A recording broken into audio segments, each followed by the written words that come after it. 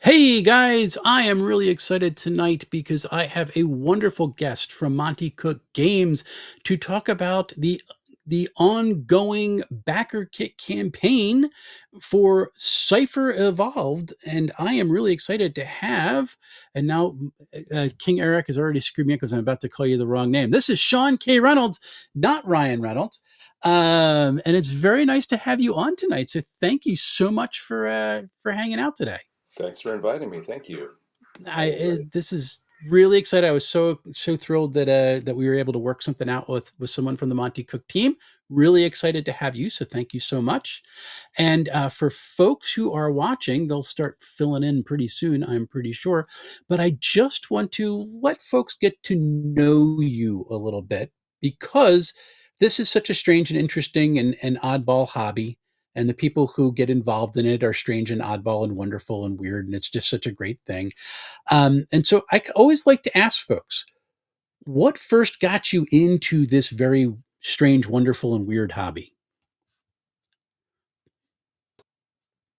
I was 10 years old, and Okay. at the nearby community college, they had a thing called College for Kids over the summer. Oh, You could take a couple of classes, and one of the classes I took was astronomy because the college had a little kind of dome telescope I space. love And the astronomy. other was a Dungeons and Dragons class. And so it was, 15 of us there, and we had this college professor who was just running D&D for us. And I got hooked, and I asked my parents for the basic D&D magenta box, the Tom Moldvay edition, and That was then mine. That was my intro. moved on to D&D Expert, and then got the first edition Dungeon Master's Guide and Player's Handbook, and have been playing D&D and other RPGs ever since.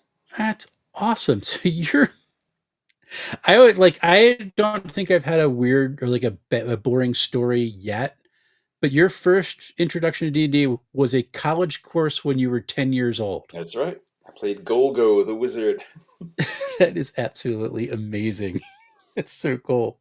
And Mulvey Cook, that was my intro.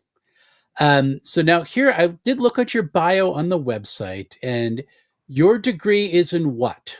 Chemistry. So this is absolutely a natural shift into game design. What Yeah. what what prompted this shift from chemistry into game design? Well, I enjoyed chemistry in high school, and I decided to major in it in college with Okay. the intent of becoming a high school chemistry teacher. And got my college degree, started doing teacher education in California. And unfortunately, California's program is that once you start teaching in a particular school district, you accrue tenure in that district, and you lose Right. it if you move to a different district. And Okay. at that point, I'd been in school for 17 years, and I was like, I've never lived anywhere else but Southern California. I don't want to be stuck, in one Okay. place. And so I ended up being the web guy for a small daughter company of Time Warner Interactive at the dawn of the internet. And then that skill set led me to become the TSR online guy in 1995. I moved out to Wisconsin and built the TSR website and managed the TSR America Online site and all the internet stuff for TSR. So 1995 web design. So you're doing like CSS1 and table layouts? Yeah, and Okay. just coding HTML by hand back then. Yes, I know how to. Yeah, I know all the close tags. When it started getting into being object oriented, I was like, I'm out. Yeah, it's a bit much. Um, for that. So you have been around role playing games and working in the industry for a really long time. And that just led me to wonder because you said in your bio that you've worked on a lot of products. What was your favorite non MCG product that you've worked on? That would have to be the third edition Forgotten Realms campaign setting core book. It's 300 some odd pages, authored by Ed Greenwood, Script Williams, myself, and Rob Hainso. Rob Hainso from the 13th Age game. Uh huh. And that was really just us saying, all right, we've got this new edition of the D&D rules. How can we apply that to the Forgotten Realms? And kind of it made sense. All the stuff that existed in kind of offhand weird ways, like loosey goosey sort of magic and wild magic and things like that. It's like, oh, we can actually make this work in third edition without having to blow up the world. And it was just really Oh, fun taking all those bits and implementing them for the Forgotten Realms. And like people back in the day, the Greyhawk fandom and the Forgotten Realms fandom were dire enemies, and I had people who loved Greyhawk and didn't like Forgotten Realms. They came up to me at Gen Con. They said, I hate the Forgotten Realms, but I read the Forgotten Realms campaign setting for third edition, and now I want to run a Forgotten Realms game. So good job. I'm like, all right, we did something right. I'm a crin snob, so I don't get it. What's But funny? I, for my personal FTP site and homepage, I translated a lot of the original Dragonlance Adventures hardcover stuff to third edition D&D just for fun. And then okay. when Margaret Weiss and Margaret, her company, got permission to do an official third edition Dragonlance source book, they're like, Sean already did that. Sean, can we just use your wording for this? And I was like, sure. So I've got a special thanks credit in that book because they said, Sean has done all this work already. Oh, that's awesome. The third edition is the one that I missed because I was out of the hobby for a good 30 years. Um, so you just said that you could bring all that like wild magic and stuff into Forgotten Realms using third edition without blowing the world up. What was it about third edition that made that so easy? Well, it's kind of a two-sided thing in that if you look at the transition from first edition to second edition D&D, what Hmm. happened in Forgotten Realms was the Avatar crisis, and gods died and mortals became gods, and it was a major, major shakeup. And the third edition Forgotten Realm team's philosophy was the game system does not define the world. The world exists, and Okay, the system is kind of our magical television set that allows us to view the Forgotten Realms. And so, gotcha. second edition had a particular signal. Third edition had a more refined signal, and so we would see things like, oh, you have this conflict between the Red Wizards of Thay and the Witches of Rashomon. And we always talk about how they have different kinds of magic, and that's part of their cultural opposition.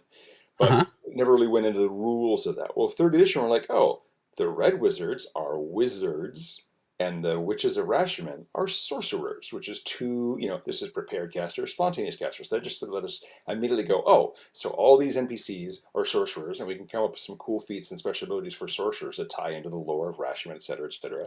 And Wizards of Thay, they get their own wizardly sort of powers and wizard sort of connections and different aspects of their magic. So that's just an example of how we were able to take the new rules and make adjustments to how the television viewed those things without actually destroying anything in the world, any canon.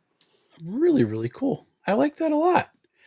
Moving on, I could talk about that forever because I know almost nothing about Forgotten Realms because I'm a crin snob. Mm-hmm. But I am, for folks who do not know this, I am a member of good standing of the International Thespian Society Troop 1154. Yes. And you've written musicals, which, Yes. yes. So, what was your favorite aspect of writing for musical theater, of all things, from being wanting to be a chemistry teacher? Well, I mean, I've been a musical theater nerd. I was never actually like in musical theater and in high school or in college and stuff, but I Uh love huh. to sing along with things. My parents took me to musicals. And then TSR had this thing at Gen Con called the Ravenloft play, which Okay. originally was very scary because it's Ravenloft. It's supposed to be Yeah. scary. And this performance, in this audience in Milwaukee, in the Milwaukee Convention Center, had a 500-person seat theater, and we put on a scary play. And they did it again the next year. And the nature of publishing is that you always have deadlines, and so people ended up being short on time. They didn't have time to memorize all their lines, so people were Uh huh. walking around on stage with their scripts and reading off of that. Hmm. And then people started improvising, and it just became known that the Ravenloft play was where you'd go to laugh a lot. It wasn't Okay. necessarily a scary thing. And every year it'd be like, okay, who's writing the Ravenloft play? And I had been at TSR for about a year and a half at this point. I said, I'll do one. And I wrote one called One Piece at a Time, which is about a man who's he gets killed. His wife is a mad scientist, and she basically rebuilds his body out of corpses of other people. And the ghosts of those people are haunting him, only he can see them. And then the next year, I wrote it again, and it was a version of the story of Strahd, but presented as a Okay. musical. So that was not so much me writing new songs, but I was adapting existing songs to use as part of the play. Uh huh. Uh huh. And then the next year, art director Janet Cole, who was has been in theater her whole life. She took on the mantle of doing that, and we did the Buffy the Vampire Slayer musical episode once more with feeling as the Oh ring my gosh. master. Okay. And I played the main demon Oh, of that that's one, the singing awesome. dancing demon. Just brilliant. Love it. So I've been a theater nerd my whole life. So it's awesome. Thank you. Here's the question that might get you into a little bit of trouble because you have to upset somebody. Um, you have a choice because the world's falling apart. You have a choice. You can only play one Monte Cook game setting for the rest of your life. Which one do you choose? I'm going to put this in here. You may say the strange, but you're only going to get a half of a credit for a non-existent scoring system. Okay. Well, Okay. Numenor would be a close second, but I have to say that my choice would be Talus because I have played Okay. in two different Talus campaigns by Monty, and I've run two different Talus campaigns of my own. I know that setting like the back of my hand. Bruce and I converted it to 5th edition in Cypher System, so it scratches all of my D&D itch, and also Cypher System Uh-huh. because Cypher System is much easier to run and play. So it'd be Talus. That's one I haven't read yet. I heard it is absolutely wild. If you want 3rd edition D&D or D&D in general, where everything is just kind of all the D&D isms are turned up to 10, that's what Talus is. Okay. Interesting. Cool. I was not expecting that one. That's a great answer. And I don't think anybody can be upset because Talus is such a unique setting. So you dodged the bullet there too. I was expecting you to just go with the strange because then you get every system. That is true. I do have a question. Yeah, that's why I said you'd only get half credit. Mhm. I have a question from chat before you get to the next one. This is from King Eric, the greatest of all, who I did warn you about. Could Strahd beat Dracula in a one-on-one fight? Really, this is going to be the comic book question of who would win, Batman or Superman. It depends on who the writer is, because if you look at Dracula, like Dracula walks around in sunlight in that because the whole sunlight kills vampires was not a thing in that period of time, and so Mm-hmm. you could say, oh, well, if Dracula can arrange for the fight to happen in the daytime, then yeah, he's going to kill Strahd because Strahd was going to be severely hindered. But Strahd also has, lots of magic on his behalf. I mean, Strahd is basically the D&D version of Dracula, so it's kind of like, He's got this. He's got the serial numbers filed off a little bit. yeah. He's okay. So So there's no easy answer to that. I think probably it'd be like in the What If TV series where you have Doctor Strange and that other character kind of locked. I guess it was Ultron locked in battle forever, trying to oh yeah, dominate the other one. that was always very nice. I missed the What If comic book. Um, Yeah, the comic book, that in my opinion, is much more entertaining than the TV series was. I only watched season one, but I remember all the classic What If season comics. 2 was okay. I like the old comic book with like what if Vision had actually taken over the world, and they What did if two the versions of it. multiverse? Yeah, such a great time. All right, here's the one that's going to reveal a little bit about your psyche, maybe a little bit more deeper than you want. But you are currently standing at a table with 4 other players. Every one of you has GM experience.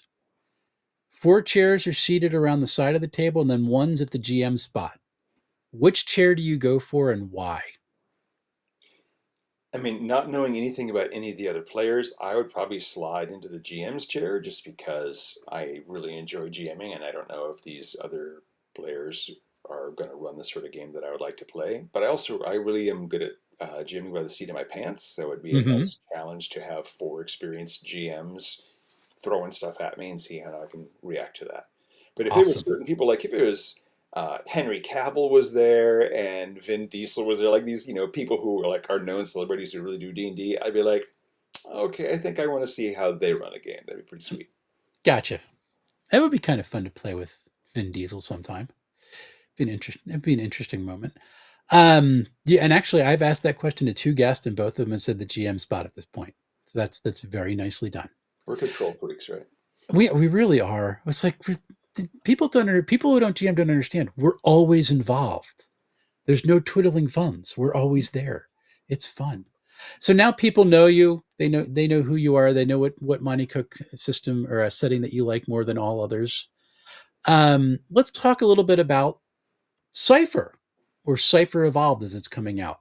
So So it it's was, not called Cipher Evolved, by the way. That but was like that's the one bit of, campaign is kind of yeah, Cipher Evolved. that's the Yeah. marketing name for it, but that's not the Yes. game name. It's just Cipher. So it's Cipher. And we do have the logo down there below me. Where it is. Um, it's not Cypher System, it's Cipher, which is so weird because I'm used to calling it Cipher because that was always shortened it, but now I want to call it Cypher System because it's officially Cipher because human brains are weird that way. I get it. But it was hinted at earlier this summer with kind of a drop, I guess, right at the beginning of summer. But how long has the team at MCG been working on this? Monty and Bruce and I, we all live in or near Seattle. And last late April or early June, we just took a road trip down to Oregon for a couple of days and went hiking and went to various restaurants and just talked about ideas for the new Cipher. So, Okay. oh, well over a year that we've been, thinking about this. And in terms of writing it, we've been writing, like sitting down to write it as of January of this year. Okay. So it's been about a year, but 8 months or 10 months. What month are we in now? We're not. We're We're nine. now in September, so yes, so Yes. So 8 months. 9 months for writing. And we talked a little about this before the stream actually started. But what's been your primary role in the book? Like, what did you start with when you started in the process for writing? I mean, we've all kind of passed that hat around for each chapter. Bruce was working initially on types, and I was working on foci, and Monty was working on monsters and some of the main rules.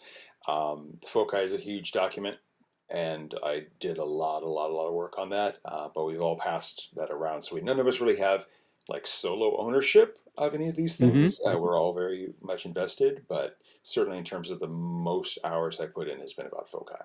Cool. And there's been some hints about how foci are changing or being altered a little bit in this. What are some of the ways that they're being updated for the new version?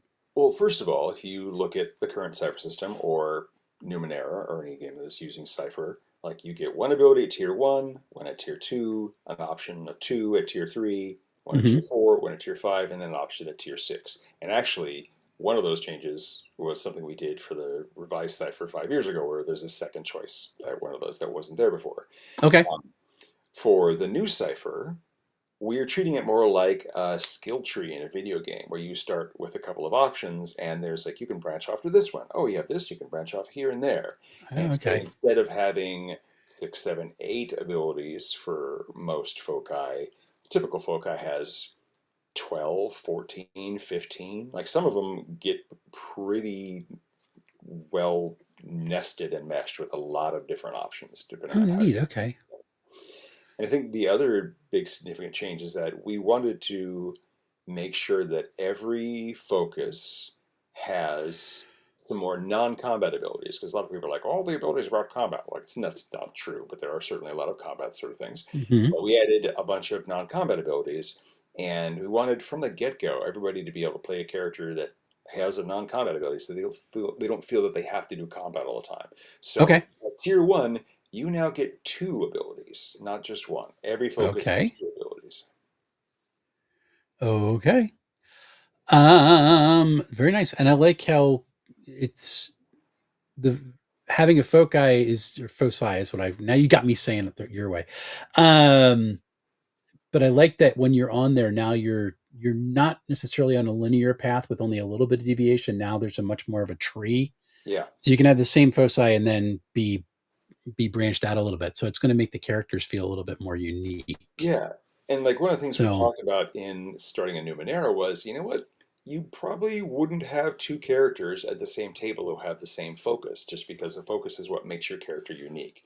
But now you have so many options. You could have two different characters who bear a halo of fire, and one of them might be the whole I'm going to be all about, you know, putting fire in my melee weapons and being offensive and mhm. still being mostly a martial sort of character. And the other one could be like, no, I'm the Bears of Hail fire character who's all about conjuring fire creatures or who is augmenting my spells with fire. And so they're both Bears of Hail fire, but two very different outcomes. Gotcha. It's going to be interesting to see how that all works out with this. It'll be great.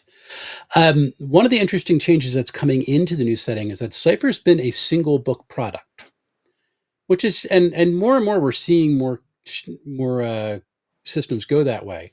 But for the new version for Cipher, it's now being split into two volumes. So, what were some of the factors that led to this decision?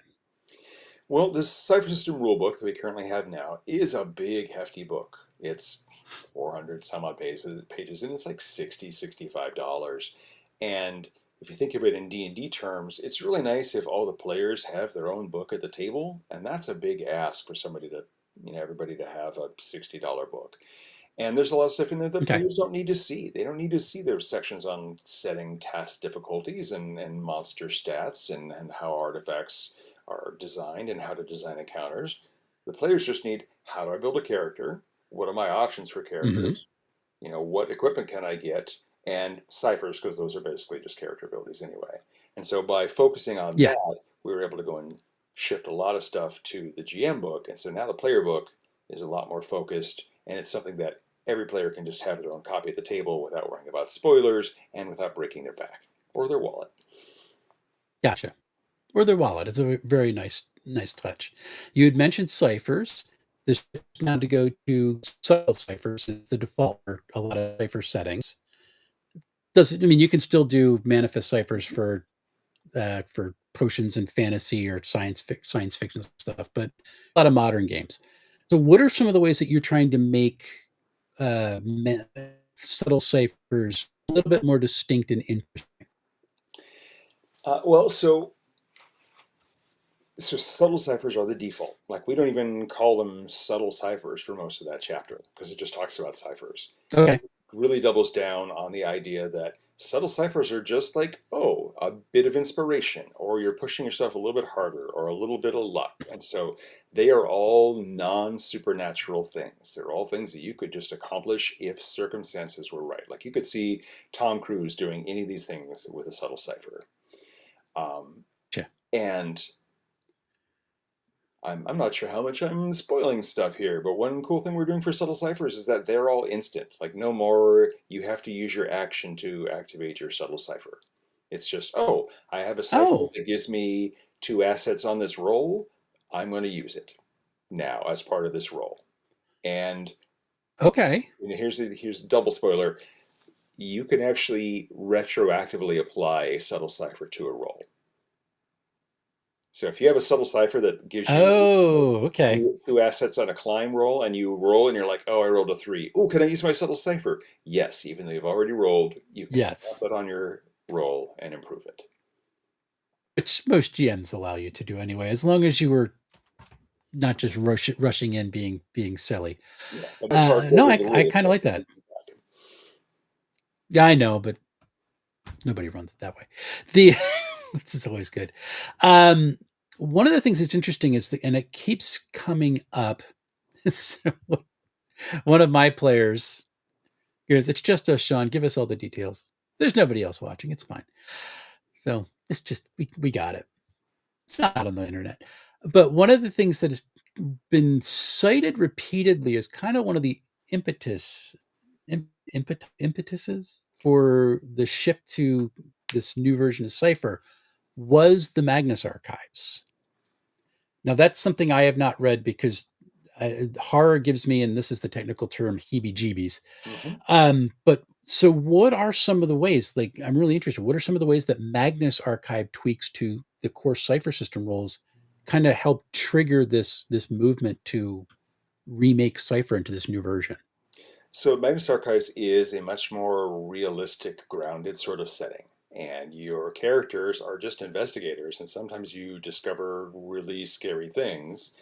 And Monty wanted to reflect that your character could be harmed by these things without it Okay. just going off your might, speed, and intellect pool. So we introduced this mechanic called stress. So scary Hmm. things inflict stress. You get too much stress, you start getting hindered, and you can actually take wounds and such from that.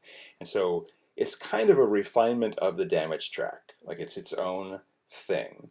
And Okay. in playing with that and putting that in those rules, Monty really started to feel that mainline Cipher could benefit from a similar sort of thing, and that if we really divorce damage from effects off of your pools, it will Hmm. make the game better. And that's actually one of the complaints we had from a lot of people who have looked at Cipher and went, "Oh, I take damage, and that's the like my spell points. I'm losing spell points." And I mean, obviously, we don't want to go and just cater the game for people who don't like Cipher, but with like, Right. we just rethink this idea. And in our home playtest, it was really interesting because we introduced these wound mechanics, and one of our playtesters in our home game is our friend Ethan, and he had never played Cypher before, so we wanted to see like how he reacted to this stuff, and he Okay. sent his pools down to zero like so fast because he didn't have like in current Cypher. If you do that, you're like, oh, if I have zero might and I You take can. damage, it's going to spill over. It's really going to Right. hurt me. But there's Yeah. no drawback other than he can't use his own abilities for that. And so he could, be at zero in all three pools and still be like, I'm going to get in a fight. I don't care. So it's just, Okay. So when you go down yeah, to zero in pools now, it doesn't affect the damage track anymore. there is no damage track anymore. Well, I mean, it's the wounds track Okay. is essentially what it's been So, evolved to, right? so if you spend your points down to zero, like most game effects don't damage your pools. Like you might have something like a psychic monster that does a psychic blast, and so Hmm. it might inflict intellect damage instead of wounds, or it might Okay. inflict wounds. It might just be like, yeah, it's giving you horrible nosebleeds. Yeah. But in the case of a monster that damages your pool down to zero, there is a rule that says, all right, the damage that would do to your pool now converts to wounds, and it's pretty harsh. Okay. So it's just, there's the danger of being low in your pools is still there. It's It's just a still there, little but it's bit much the less common than a typical Cypher sort of encounter. gotcha. I'm interested to try this. I'm very intrigued by it. Were there any other tweaks for to the core rules that were in some of the other standalone games that have informed the new version of Cipher? Well, we did a game called Tidal Blades, Hmm. which is intellectual property created by an entirely different group of people. Started out as a board game, and they said Hmm. that they wanted to have an RPG made of it. And it's a really cute game. You're all like various. Most of the species are aquatic sort of things. You're like, oh, I'm a Yeah. frog person, I'm a turtle person, that sort of thing. And so every single character basically has a species descriptor, Hmm. and that gets a little complicated because if you're a human, you're the only character that gets like a regular cipher descriptor. Now, most Right. people who play this sort of setting, like a fantasy setting, would say, all right, humans get two descriptors. Right. All of the species get their species descriptor and one other one. So you could be a clever elf or a tough dwarf. If Hmm. you're human, you'd be like a craven tough warrior or whatever. But it may just take a look at descriptors and say, you know what, maybe species just needs to be its own thing. And a lot of settings won't use species at all. You could have a Okay. completely human-centric game. Hmm. Um, but now species is a separate thing. It's not related to descriptors at all. And so Oh, okay. Cool. you could be a tough human warrior, or a tough dwarf warrior or a tough Klingon warrior or whatever. But human, elfin, Klingon aren't related to descriptors. It's its own little thing. Okay. How is it now differentiated from a descriptor? Like, what impact does being a human, an elf, a dwarf, a Klingon, a robot have on a character? We didn't want to go super in on having, like, if you look at Cypher System now, a lot of descriptors are pretty wild. Like, Lucky is like, you get an entirely new pool that you can spend Yes. points at, blah, blah, blah. We're like, let's not do that with species. Let's Okay. just make species really simple. So it's stuff like, if you're a tough, like a Klingon, obviously we don't have Klingons because we don't have the intellectual property rights for Klingons, but Klingons are tough. So a Klingon might have an ability of every time you make a recovery roll, you get one extra point that you can only put in your might pool. Okay. A Cool. Vulcan might have that So for it's like, simple like that. yeah, and then Okay. something might be, I don't know, Klingons might get +1 might, some minor thing like that, but it's not it's significant, but not as full blown as here's a paragraph description of your ability. Gotcha. Okay.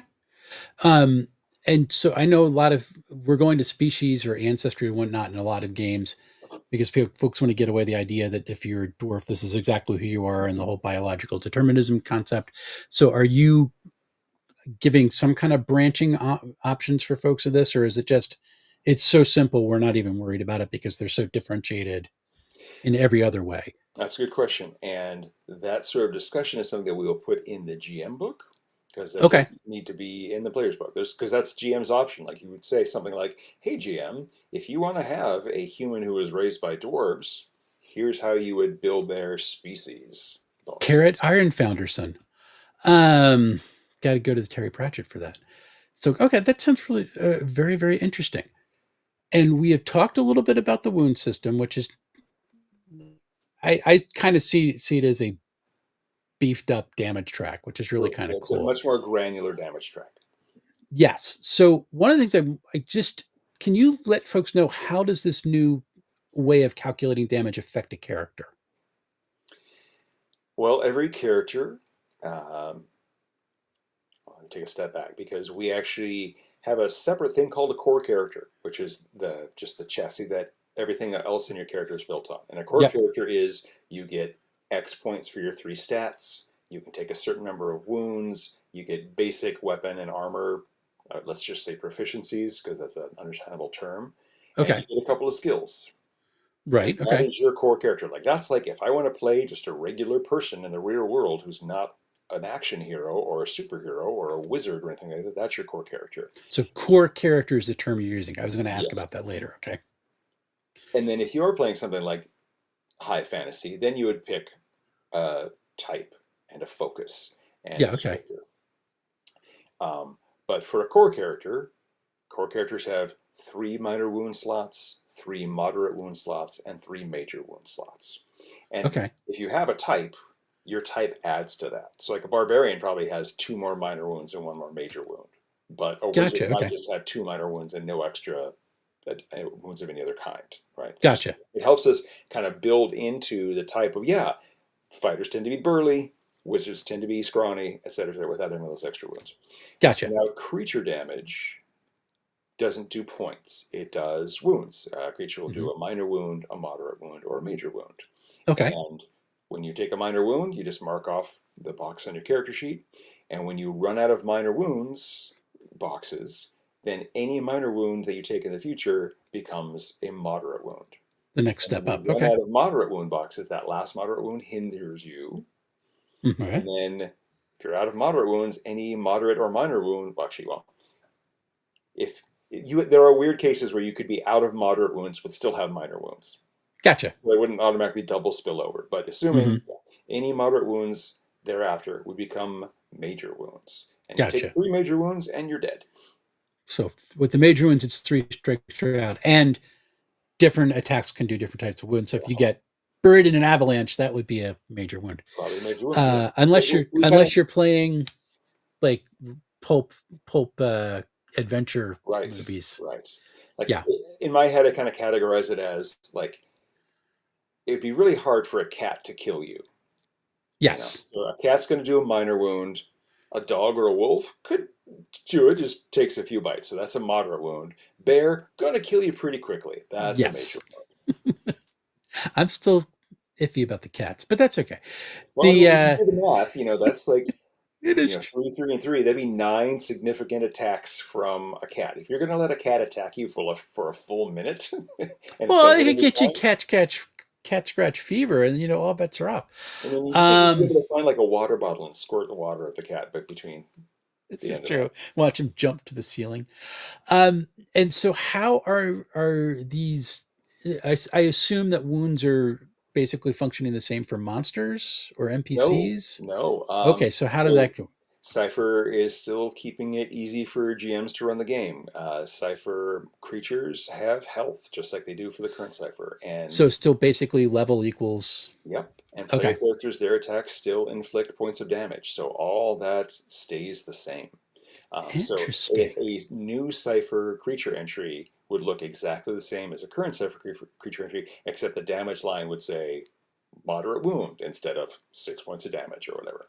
Interesting. Okay, Yeah, that's actually really cool. Bruce did a little bit of looking at the bestiary because we're going to make a new bestiary that is just an update of the Cipher bestiary that we put out, I guess, about a year ago. And all we're going to do is just change the damage. Yeah, That's all we have to that's do. sort of so that's literally the line that Kate has been saying. It's like you just have to change a line, and that's the line, just Yep. the damage inflicted. That's really so. This non-synchronous way that damage happens, it keeps it very simple for the player, and there's not much to update, which is kind of I can appreciate that because it's very easy to create monsters the way that it's set up right now. Yeah. And it means that all the books that you have that have character options, they still work pretty much the same. And you can still Okay, use them with the new Cipher. And if you have an old bestiary, you can just make that one change of, oh yeah, 5 or 6 damage, that's a moderate wound. Less than that, it's a minor wound. More than that, it's a major wound. And you're good to go. that's pretty simple as far as changes go. How's armor impacting things now in this new way of doing wounds? Yeah, we have gone around and around a lot on armor because we felt it was weird that your big giant tank character in full plate with a shield still has to be really good at speed and speed defense in order to not take damage. We're like, you know Yeah. what? How about we split off dodging as a speed thing and blocking as a might thing? Oh, okay. And so now you can have the sneaky, quick rogue sort of character who wears no armor or light armor, and their whole thing is I'm dodging attacks and I'm not taking any damage.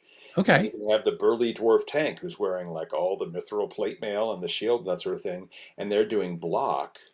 But the interesting thing about block is that you are still taking a hit, right? So blocking Right. doesn't negate the damage; it just reduces it by one step.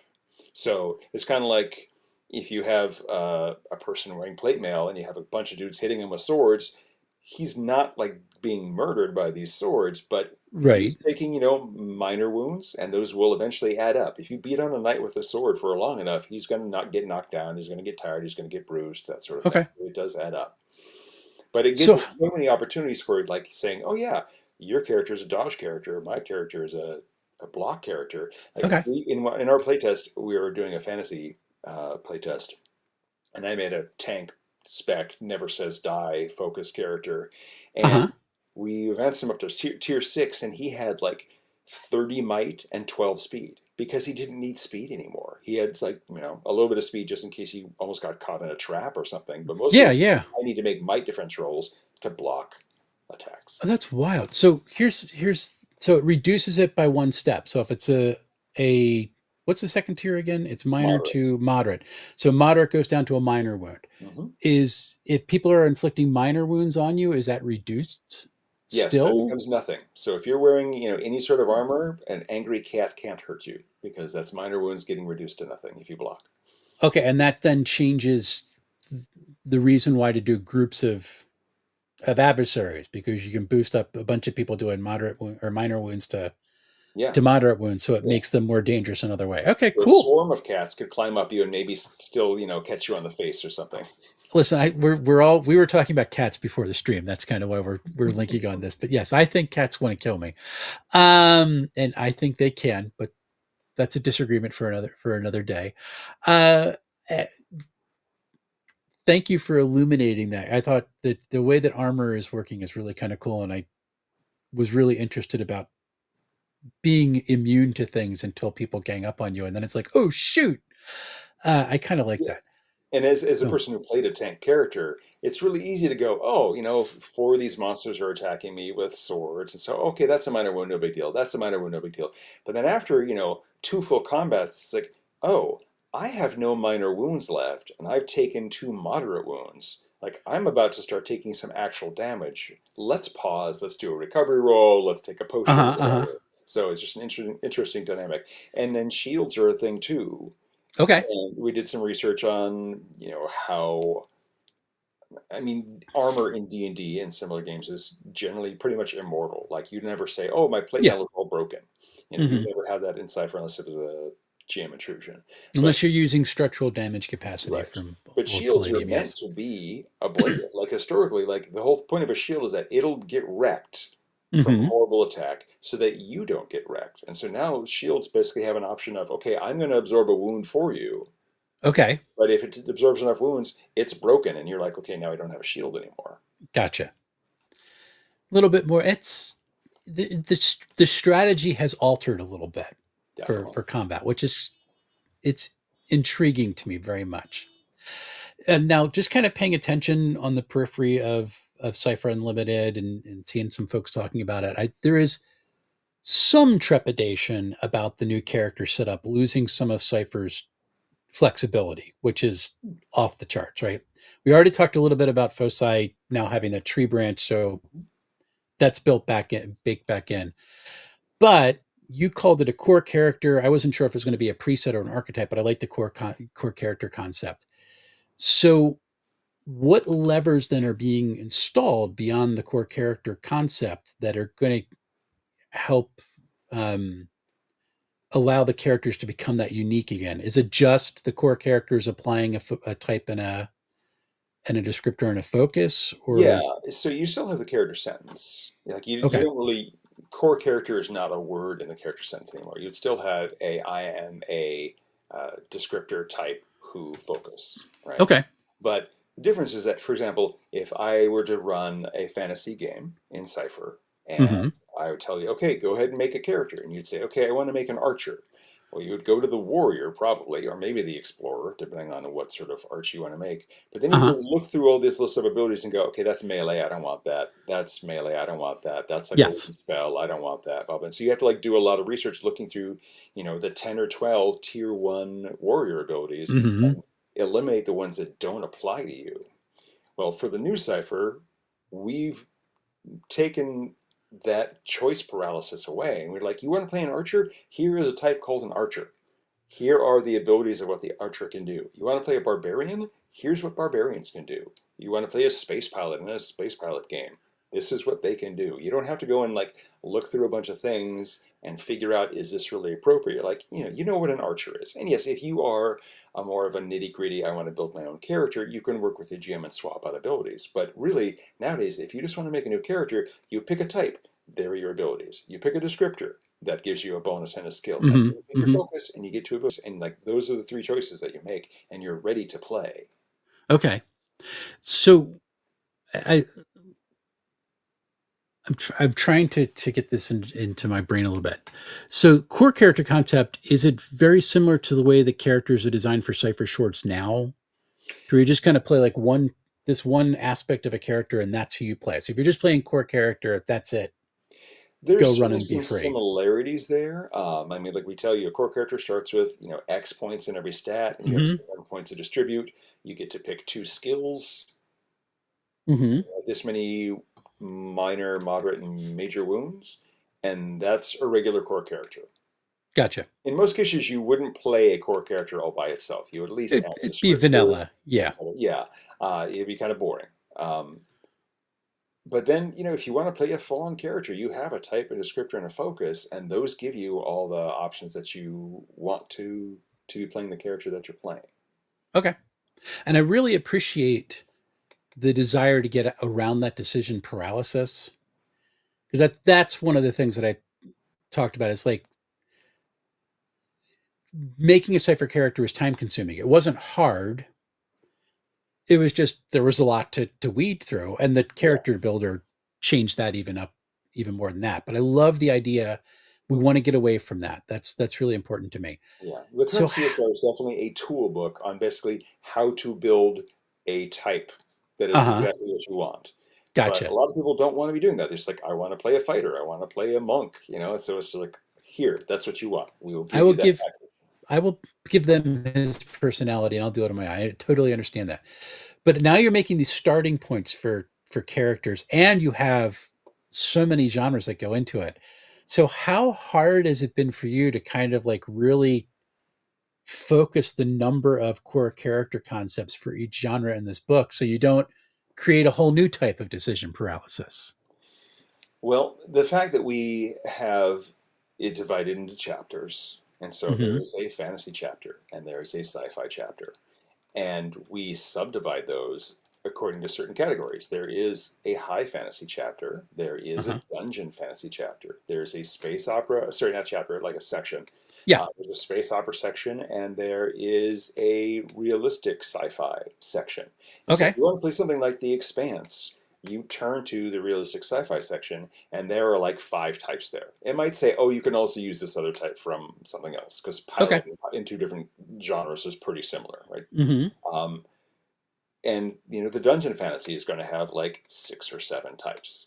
Okay. I might refer to that. So you're not looking at here is the gigantic types chapter with 40 types to look at. It's like no, the GM the character creation literally says ask your GM what genre you're going to be playing and Gotcha. subgenre if appropriate. And so I'm going to flip to right there. There's a little table that says these are them, and you can just jump to the choices you want. But did you limit yourself for each genre? Like we can't have more than like 10? In the sense that we have a page count limit for the book, we didn't want the book to end up being 500 pages. We did kind of try and keep it to a certain amount, and Bruce was the initial design was aiming for no more than a spread of 2 pages for each type, because Okay. the abilities are right there. It's like in Numenera, where like Yeah. here's tier 1 glaive, and here are all the tier 1 glaive abilities with their paragraphs of description. So you're not flipping back and forth to look at your abilities. So like But you want to do it a 2-page spread because yeah, even in Numenera, it's like a couple page flip to yeah. go through. I like that idea. It's very nice. The organization is going to be a huge plus. That's actually kind of part of the fun of what we want to do with the zines associated with each genre, because the GM can just say, "Oh, we're going to play a fantasy game. Here's the fantasy zine," and you're like, "Oh, these are all the types for fantasy." Okay, so that's what the fantasy zines are. It's literally the types of characters you can Yeah. just Well, we haven't toss written at them yet, people. but that is the intention of what we're going to do with them, and probably like maybe Gotcha. some variant ciphers and additional equipment and that sort of thing. But that's the idea of like here, if you don't even have the player book, you can just start with the zine.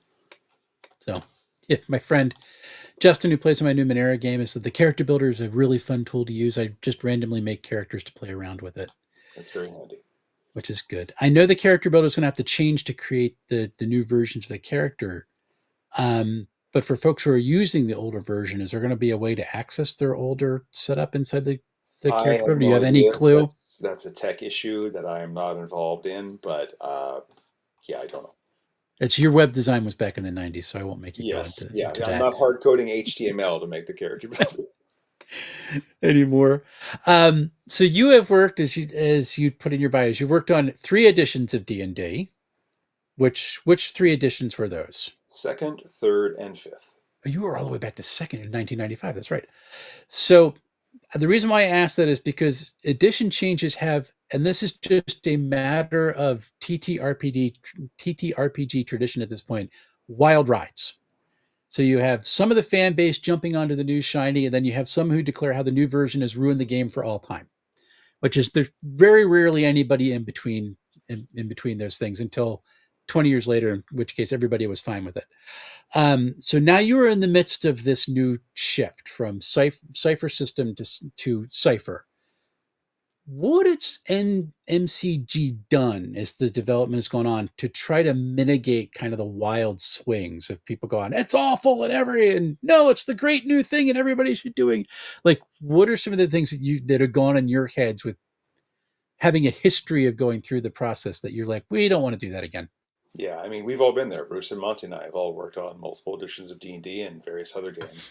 I think the biggest thing is that we've been transparent about these changes. Monty's been publishing 1 to 2 articles a week about why we're making this change and the consequences of this change, why Mm-hmm. this other thing is happening and the consequences of that. And it's giving people kind of incremental time to digest each of these options. And then, as when we launched the BackerKit, we included a little PDF that just kind of summarizes like how Mm-hmm. the game works. And people are like, oh, I can see how you're going with this. So it's not completely playable. Like it doesn't tell you about how many wounds your character gets, because again, that changes depending on what type you are. Yep. But people can see, oh, I see that now the wounds I have, not just a 1 paragraph summary by Monty of how this works. Here's literally like a section describing how wounds work. So people are able to see this. One thing when we were working on third edition D&D, and I say we only in the most tangential sense for me because I was not on the third edition team. I was pulled in to help out a little bit on the side. But Gotcha. we, TSR/Wizards of the Coast, did in the lead up to third edition, as in Dragon Magazine, every month there was an article by someone on the design team, and it was called "What You Can Do to Start Using Third Edition Rules in Your Game Right Now."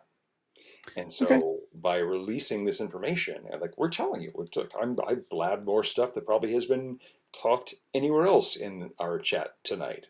Um, Okay. So just getting that information out there, and like people are worried and people are concerned and people are like, oh, do I have to go and throw out all my old books? It's like, no, we don't want the game to change. We're not doing this just to make you buy new books. We're doing this because Okay. we play this game a lot and we love this game and we're always thinking about ways to make the game better. And by being open about that, we make people go, okay, we'll give this a shot. Awesome. Very nice, nicely stated. Uh, as you were giving it, and you were talking about how types change traits health, it made me think. Do you have a favorite new type or new kind of core character type in the game that you've worked on so far? Um, I mean, the most recent stuff that we did a superhero playtest last week, and Okay, that is one of my favorite things to run in Cipher. So they please, are please like, continue. yeah, the superhero ones are pretty well because wizards and warriors and such have their own thing, and then like Yeah. space opera has its own thing. But like superheroes, the different types are just crazy because you can have a speedster character or a brick character or the I'm really good at weapons sort of character, and different power levels for them. And so just how uh, Bruce built the foundations of these things, so we have like actual rankings for superheroes now. So you can say like, yes, I'm going to play Daredevil. He's rank one. I'm going to play Wonder Woman. She's rank 4 or rank 5, and like, Okay. what is the dynamic of having these two characters in the same group? How Hmm. different are their powers? Like, what if you, yeah, So it's is rank truly like volume. replacing power shifts? No, you're still getting power shifts. Your rank determines one, like extra bonuses to your stats, and how many Oh, power okay. shifts you get. Oh, Because obviously, okay. Batman and Superman aren't just power shifts worth of difference. Like Superman Correct. has He's a lot Superman. more might, speed, and intellect than Batman. Gotcha. And it's not because Superman is tier 6. Like, if you imagine a tier 1 Superman and a tier 1 Batman, Superman is still going to be more powerful. Okay. And Hulk is tier 10. Gotcha. So He's I have massive. to I have to I have to throw in for Marvel there. Um no, I like that. So you've altered that game a little bit for that, which is interesting. And I like that the ranking system. I know rank is kind of the terms that the new Marvel Multiverse game uses to describe it. Is that did that have any influence I don't think on? so. It's just a comment. It's like we already No. have levels, and we already have tiers. We need another word that can describe relative amounts of So we need power. rank. Yeah. And Throw it in even if there. superheroes have powers, we couldn't say like, "Oh, this is a power 5." And it's just like, "Oh, it's a power 5 superpower for Power Man." It's like, stop. Too many words uses of the word power. We don't say. I guess they used to use for Marvel, they used to have class Sure. for mutant powers. It's a Phoenix, it's a class 10. Yeah, or Mega. Um Whatever. yeah, Omega. I'm an Omega level mutant. Yeah, now I'm really out of myself as a nerd. This is wonderful. So it's great. Now, we know from all the conversations that have been put out so far, and as you said, all the transparent information, that the standalone products are not being redone to work with these new rules. So, kind of my question is, if we like how the new Cipher rules work, what would a table need to do in order to bring them into something like Numenera? Is it just the damage, or really would we have to rethink about how foci work? Well, considering that the Cypher System has most of the foci that Numenera does, like if you are Hmm. playing a tough glaive who bears a halo of fire, you just need to take bears a halo of fire from Cipher, Okay. and and that is now the options that your character has when you advance to a new tier. Okay. Um, and the So it's types are the same way, like in the same way that we had the original Numenera, and then we made Numenera Discovery and Destiny. Like mhm. the Jack as a type changed a bit between the two because the Jack in original Numenera was just a hybrid between the Glaive and the Nano. And Okay. one of the things that I wanted to do, because I played a lot of Jack characters, is I wanted to let the Jack do that, but also have their own unique thing. Okay. And the Jack is also still kind of it has some unique differences from the CSR Explorer. So those are kind of Okay. like three different versions of the I'm good at skills and a lot of like hit this and that. And like my Numenera game that became my tallest Cypher System game, I had a character who was playing an explorer, and he said, when we convert our characters to tallest Cipher, can I just keep playing a Jack instead of playing a Explorer? I like the Jack stuff. So yeah, you could do that with this too. You could say, I'm going to be playing a Glaive, well, I'm going to be using the Fighter from Dungeon Fantasy as my type instead of Glaive. Okay. And you don't, it would not necessarily break with Numenera because it's still Cypher System. Right. It'd still work. Okay. Because I'm intrigued by this. And I do have to ask, even though there's no announced plans to update standalone products like Numenera, has there been some kind of behind the scenes exploration about how Numenera might be tweaked and reorganized for the new rules? I mean, we always kind of keep that in mind, especially as Cypher System was derived from Numenera in the first place and from the Yeah. Strange. And one of our stretch goal rewards that we unlocked a couple, well, I guess week one of the crowdfund was that, yeah, we're going to make a new version of the Strange for the new Cipher. The Strange will become a setting book. It will not be, A it will standalone? yeah, it will not be a standalone. It'll rely on existing Cipher rules. And, there's the potential that we will do more of that, either as part of this crowdfund, if it's successful enough, or as a future crowdfund, just to say, yeah, you know what, we're going to give Numenera the treatment that we did for the Strange. And so Oh, so it won't necessarily be a standalone game. It'll be a setting book for I think Cypher. so. Yeah, like the only reason Numenera is a standalone game is because of legacy. It was first, Yeah. you know. Um, but I could totally see us doing it that way. And then that would mean that the Numenera source book would have Mhm. its own types, some new foci that are because there's some weird ass foci in Numenera that aren't necessarily going to be part of the generic Right. system. Numenera is awesome. So it's like I said, it's my ongoing in person campaign right now. Um, really cool. Thank you for saying that. I hope you didn't get into trouble by talking about anything about that. Monty Um, fires me a couple of times a day, so it's fine. I mean, there have been hints. They said, how much, depending on how many backers we get, you might see other changes. So I'm interested to see what some of the other changes are going to be once we get to the next stretch goal for this. So let's talk about the campaign then.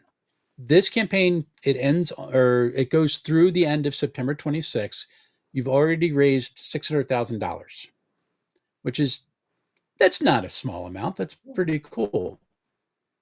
Here's one of the things that I thought was really interesting there, because your stretch goals aren't tied to the amount of money that you raise, but to the amount of backers that you have, which is a neat shift. What was kind of behind the decision to set them up that way? Well, I mean, for any small game company, and we are a small game company, we have 12 or 13 employees, but Hmm. I guess that means that among certain publishers, we are a bigger one. But like when you compare it to like Paizo or Wizards of the Coast, or even Yeah. just the D&D section at Wizards of the Coast, Uh-huh. we're a small company. And for us to really thrive, we need to have new players. Okay. And so by encouraging people to share the crowdfund and get their friends to try it and invest in the crowdfund, that helps the long-term health of the company. Like we Gotcha. want more people playing Cipher. We're fine if they play other games, play D&D, play GURPS, play whatever, but like come play Cipher. You went to GURPS. That's an impressive throwback for that. That's You're going to I'm an GURPS, but old not school gamer, you are I old. You are old was school. playing in 1980. It's right about the time that I got started too. Uh, Speaking about the stretch goals and how we trigger you, there have been some awesome ones that have been announced so far. Out of all the stretch goals that have been announced up to this point, which is the one that you are most excited about? I mean, as a designer, I focus mostly on game content. I Okay. know that we have, decks. Decks are fun. I've designed several decks for MCG, and Uh we've huh. got GM screens and fun stickers and that sort of thing. But my vision, my radar is always on what game stuff we're making. And when we unlocked The Strange as a Cipher source book, I was like, yes, probably is going to be. Uh, Bruce working on that, just because Bruce is the original, Bruce and Monty are the creators of The Strange. And Mm-hmm. I've got some other projects that I need to work on while he would be starting working on that. Okay. But yeah, I'm really looking forward to and having seen what Bruce has done with the foci and knowing that he had unique foci for The Strange. I'm looking forward to seeing what he does with the foci or the types for The Strange, ciphers for The Strange, artifacts for The Strange. Yeah, that'd be really sweet. The Strange is a really, really cool book. Yes, Mr. When Block I is when play Charles Cipher. Play Cipher. Mr. He needs to play Cypher. I'm gonna give you a chance to make your pitch to Mr. Blawface pretty soon. So the next stretch goal that you're gonna hit is the Strange expansion, which is even it means more stuff in the Strange. It's already been unlocked. That's 3,450 backers. What's next after this? Do you have any hints for us? I think if you look at the most recent update that talks about hitting that strange stretch goal, there are enough clues in that update that you would be able to guess You're gonna what make me go and I read, know. and pay attention. That is Oh something that I would man, be fired for real if I said the next update's gonna be. Uh, I have to try. But you did give us a hint, which is what I did ask for. Give us a hint. So everybody go read the last update from the campaign, and we'll see what we got. So thank you so much for doing just about an hour. And you had said we're doing this because we need more people to play Cipher. We want more people to play Cipher. So I want you to give your pitch now for the folks who are watching this either live or are going to be watching in the future. For folks who have no experience with Cypher System, why should they be excited about this version of Cipher that's coming out, and why should they back it? well, I'll give you a two-forked answer. One Okay. is for players. If you are a player, it's really easy to make a character for any sort of game. We have done post-apocalyptic, we have done Weird West, we've done fantasy, we've done space opera, we've done superheroes, done fairy tales, all this sort of stuff. You can make characters for that with Cipher. Cipher is a really easy game to play. Um, one example I like to use is that I'm a person who generally rolls pretty mediocre as a player, and there are many games in second edition, all the way back, where I was playing a fighter, and every round I was attacking, and I would never roll above 12, and that Mm-hmm. was frustrating because like, oh, I know I need a 13 or 14 because everyone else is rolling a 13 or 14. And if you're familiar with D&D 5th edition and Advantage, there is a mechanic in Cypher System called using effort. And effort is basically you saying, no, I'm just going to try really hard. And you use some of your character resources, and that makes your roll better. It's kind of like being able to choose advantage whenever you want it at a cost. Uh-huh. And so that makes the difference between being a mediocre roller or a successful roller. And the more powerful your character gets, you can actually do a lot more effort. Mm-hmm. It got to the point where we did a Lord of the Rings Cipher game, and we got to the top level. I was a tier 6 character, which is the max, and my tank focused dwarf explorer, not even a warrior, was able to hold off a Balrog for a few rounds and survive. Like, we have done some weird, wild play tests, and the game just handles all this sort of stuff so well. Um, for GMs, the great thing to me for Cipher is that one, it's so narratively focused that I can do just about anything I want and have wacky results without Mm-hmm. having to do a bunch of D&D math. Like, I love D&D, I grew up playing D&D, but we've all been in that situation where, okay, now it's time for the 30 orcs to attack. All right, now I'm the GM and I have to roll 30 attack rolls. And all the players are going, Yeah. what is this Yeah. happening, right? One Mm-hmm. dynamic change for Cypher is that players make all the rolls.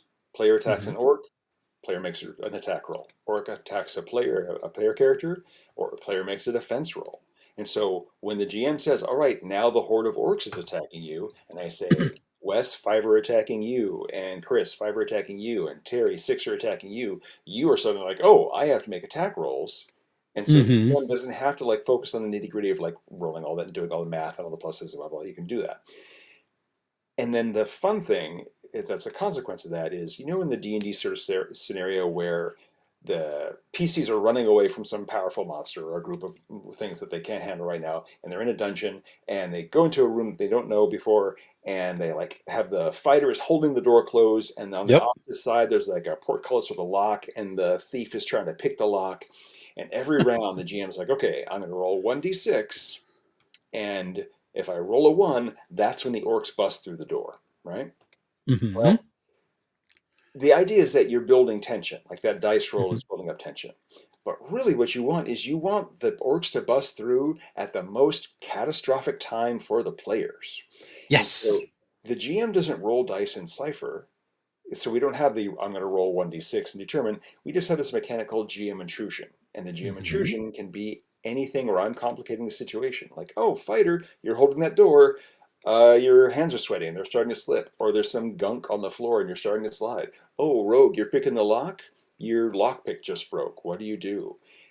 And the GM intrusion is how I make the situation more complicated. It adds Mm-hmm. tension to the encounter, but the icing on the cake is that players want you to do GM intrusions because that is the source of half of your experience points is player Mm-hmm. intrusions.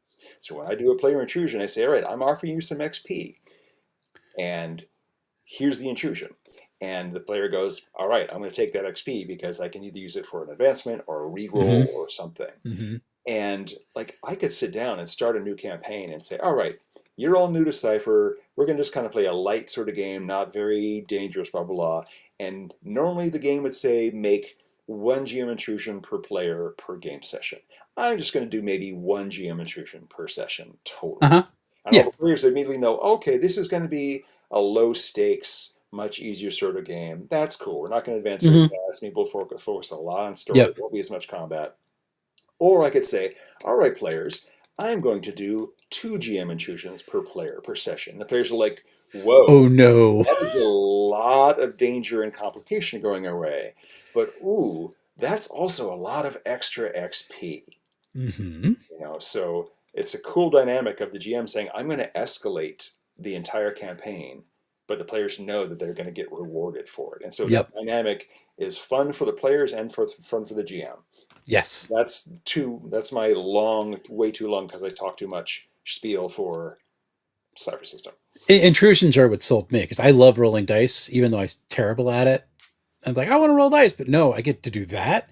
And the cool thing is when you do an intrusion, not only does the player who is it's inflicted upon get an XP, someone else gets an experience point. Yes. So my favorite thing is to look at the player and go, who do you want to give an experience point to? And they just look at me like, oh no. And that's just such a fun moment for me. Yeah. Mr. Bluffers had It's a question actually I want to address. Go ahead. GMing Cypher is really, really easy because monsters are, you can just describe a monster as its level. Like it's say, an orc is level 2, an ogre's level 4, a dragon's level 7. Yep. And that sets the difficulty for attacking it, sneaking past it, trying to bribe it, trying to trick it, whatever. Mm-hmm. You can make monsters more complicated than that. Like, oh, this ogre is level 4, but for strength tasks it's level 6, and for intelligence tasks it's level 2. But really, Mm-hmm. you could just stick with that level 4. Like, I have run entire 4-hour sessions of Cipher at a game convention with notes on a 3x5 card. It's really just Yeah. like, okay, orcs this, ogre this, plot this, trap is level this. And It's so easy to run. for me, the cool thing is that if you want to create a monster that's like a medium challenge, you can give it a like a level 4, but it goes in packs. So 4 of them will gang up and be a level 5, and so then its health, which is usually its target number 15. You can set its damage for what type of damage it's going to do to the character, and then you're done. You can do that on the fly at the table, and then you can build out the monster or the NPC or something while people are interacting with it. So, well, what's it look like? Okay, well, it's got scales. Okay, so it's a cold-blooded, sure.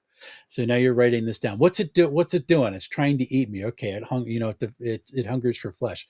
So you can build it out in time. So players are building their own adversary and they don't know it because it's coming into reality as they're interacting with this thing. And that's one of the most unique things about running Cipher for me. Is so much fun. Yeah, the mechanics are light enough for the GM that it really frees up a lot of time for you to focus on the story and other aspects of GM creativity without being bogged down in the math. Yep, because there's very little of it. Yeah. All I gotta do is subtract health. I'm good. Hmm. Let's go. And even then, if I get bored, he's dead. It's good. It's a good time. So thank you so much for coming on. Thank you for everybody being in there. And Dave, if you're running uh, Cipher for Neil, you have to run it for me because I've literally never played a character in this system. I have only ever GM'd. Would be that would be a one. I'm doing it at GameHoleCon, but if I can get one in before that, it would be a lot of fun. But thank you so much for coming on, Thanks for folks. having me. I have the link right over. Wait a minute, I got the other finger. Right down underneath Sean. There, he's pointing to it. That's the link to go to the BackerKit. Please go and back this. Help them get to their next fundraising goal, so that we can get the more material in the Strange, because the Strange is really really cool. And Um, if you can't back it, at least share it on social media or tell people at your Share it game with store or whatever. folks. Just get the word out. It'd be really please share it out. Would love to see Cipher crack the million mark. They have until the 26th, which would be great. And actually, I've hinted at the Strange about you could be anything. You've talked a little bit about it. Before we go out, explain what makes the Strange such a unique setting for folks. Yeah, I was And going this to is an jump in. add-on. You have to buy it extra or buy a bundle that's got it, but this is worth it. Here, listen to this. So the strange is modern day Earth, but we are surrounded on a metaphysical level by this zone, this kind of set of parallel dimensions that are connected by a kind of a bridge called the strange. But all these parallel dimensions are created or fueled by or sustained by human imagination. So they're called recursions. They're kind of like little demiplanes with a different theme. And so Hmm. there's a recursion with Sherlock Holmes and Moriarty. There's a Hmm. recursion that's Star Wars. There's a recursion where you got Knights of the Round Table. You've got recursions where the South won the Civil War, and so like all these, and some of them are, you could have Lord of the Rings as a recursion, and Hmm. there's a weird kind of like biotechnic. There was another planet basically that had its own strange, and it was destroyed, but its weird biosynthetic robot people sort of thing is attached to the human planet, and so Hmm. your characters are investigators and explorers working for this place called the Estate Foundation, and they send your characters into these recursions to fix stuff, stop stuff, find bad guys. For example, Hmm. Moriarty in the Sherlock Holmes recursion might suddenly realize, oh, this isn't real. This is only like 10 square miles that Hmm. is like London. What if I get out of here and I get into the real world? So the State Foundation is trying to stop that sort of thing. Now, the cool Yes. thing about the strange player characters is that you can either go in there as yourself or you can have your character translated. So if you go to like the King Arthur recursion and you are like a modern day warrior who's got like a like a handgun and that sort of thing, you can translate yourself and you'll show up and you'll have a sword and a crossbow and you have the appropriate skills to use those things. And if Yep. you are going to something like Star Wars, you might become a Jedi or a space pilot or whatever. So your character changes, your focus changes when you go to a different recursion. And then you come back to Earth and you turn back into your fully normal self and you give a report and all that sort of stuff. So basically, if you've ever been in a situation where you are a GM and you use a book or a TV show or a movie as a cool idea for an adventure, and your players go, "Oh, this is that episode of Star Trek," you can say, "Yes, because you Yes. are in the Star Trek recursion." So that's why this episode is happening. Hey, Moriarty getting the spark. He knows he's not real.